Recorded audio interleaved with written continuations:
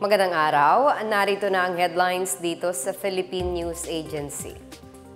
Nais ni Pangulong Ferdinand R. Marcos Jr. na mas pagtuunan ng pansin ng National Food Authority kung paanong mapalalakas ang lokal na produksyon ng bigas sa halip na mag-angkat ang bansa. Sa isang pulong kahapon kasama ang NFA at iba pang ahensya ng gobyerno sa Malacanang, sinabi ng Pangulo na dapat humanap ng iba pang paraan kung paanong patataasin ang lokal na supply ng bigas sa bansa. Ayon kay Department of Agriculture, Senior Undersecretary Domingo Panganiban, lumago ang produksyon ng palay mula 8.7 million metric tons noong 2022 at 2021 patungong 9 million metric tons ngayong taon. Base ito sa ulat ng Philippine Statistics Authority. Sinabi naman ni Undersecretary Leocadio Sebastian na posible pang tumaas ang produksyon ng bigas ngayong taon maliban na lamang kung magdulot pa ng masamang epekto ang mga bagyo na maaari pang pumasok sa bansa. Natuwa naman umano ang Pangulo sa balitang ito ayon kay Presidential Communications Office Secretary Cheloy Garafil. Aniya, maganda ang naging paglago ng produksyon ng bigas sa kabila ng pinsalang dulot ng bagyong Egay. Una nang nagpahayag si Sebastian na posible ring bumaba ang presyo ng bigas sa bansa sa mga susunod na panahon sa pamamagitan ng negosasyon sa Vietnam at India. Nais palakasin ni Pangulong Ferdinand R. Marcos Jr. ang pakikipag-ugnayan ng Pilipinas sa mga bansang Peru at Ethiopia. Ito ay matapos niyang tanggapin ang akreditasyon ng mga bagong ambassadors na sina Cecilia Zunilda Galareta Bazan ng Peru at Desi Dalki Docamo ng Ethiopia sa isang seremonya sa Malacanang. Ayon kay Bazan, nagpaabot si Peruvian President Dina Boluarte ng mainit na pagbati sa Pangulo at nagpahayag ng pag-asa na mapapalalim pa ang kooperasyon sa pagitan ng Pilipinas at Peru. Sa ngalan ng Presidente ng Peru, inimbitahan din ni Bazan si Pangulong Marcos na dumalo sa Asia-Pacific Economic Cooperation Economic Leaders Meeting sa Peru sa Nobyembre ng susunod na taon. Kasabay ito ng pagginita sa ika-50 anibersaryo ng opisyal na diplomatikong ugnayan ng Maynila at Lima. Nagpasalamat si Marcos sa imbitasyon at sinabing isa itong hakbang para mas mapalalim pa ang ugnayan ng dalawang bansa. Samantala, nagbahagi si Docamo ng mainit na pagbati mula kay Ethiopian President Saleh Work Zewde para kay Pangulong Marcos. Sinabi rin niya na tututukan niya ang kanyang diplomatikong misyon upang mapalakas rin ang ugnayan ng Pilipinas at Ethiopia, partikular na sa kalakalan at teknolohiya.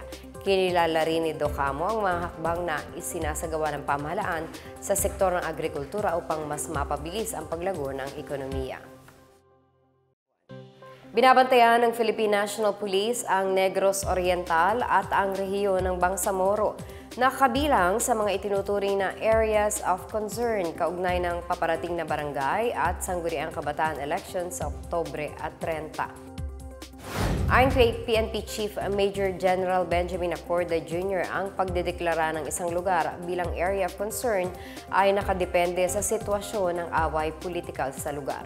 Dagdag pa niya, binabatay din ito sa natatanggap nilang intelligence reports at ang history ng karahasan ng mga nagdaang eleksyon doon. Ayon naman kay Commission on Elections Chairman George Garcia, i-anunsyo nila sa Setyembre kung tuloy ang barangay election sa Negros Oriental. Bunso dito ng mga insidente ng karahasan sa probinsya kabilang na ang pagpatay kay Governor Roel Degamo noong Marso. Binabantayan din ang ilang lugar sa Bangsamoro Autonomous Region in Masli, Mindanao. Ililipat naman sa ibang lugar ang mga pulis na may koneksyon sa sinumang politiko kung saan sila nakadestinong lugar. Batay sa datos ng PNP, 27 lugar na sa bansa ang itinuturing na nasa red category o areas of concern. 232 lugar ang nasa orange category, mahigit 4,000 ang yellow at mahigit 37 ang green o itinuturing na ligtas. Isa sa pinal ng PNP, Militar, Coast Guard at COMELEC ang listahan ng mga election hotspots sa Agosto 22.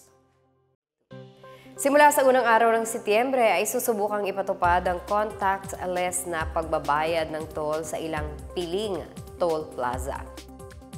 Ayon sa Toll Regulatory Board o TRB, tinitiyak nilang handa ang mga operator at concessionaires ng mga tollway para sa muling pagpapatupad ng contactless collection.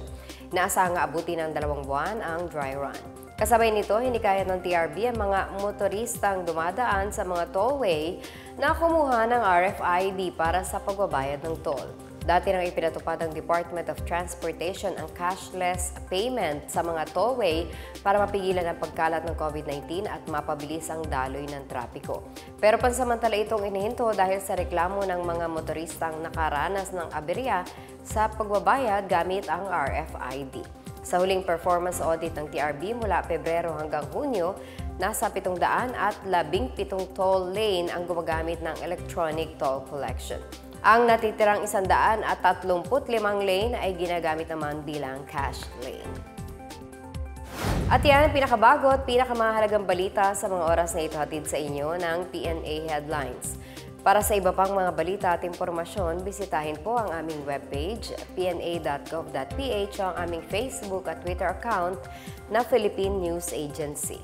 Mapapanood din ang PNA Headlines sa Facebook page ng Presidential Communications Office o PCO. Ako po si Marita Muahe, ito ang PNA Headlines, naghahatid ng mga balitang nagbubuklod sa buong bansa.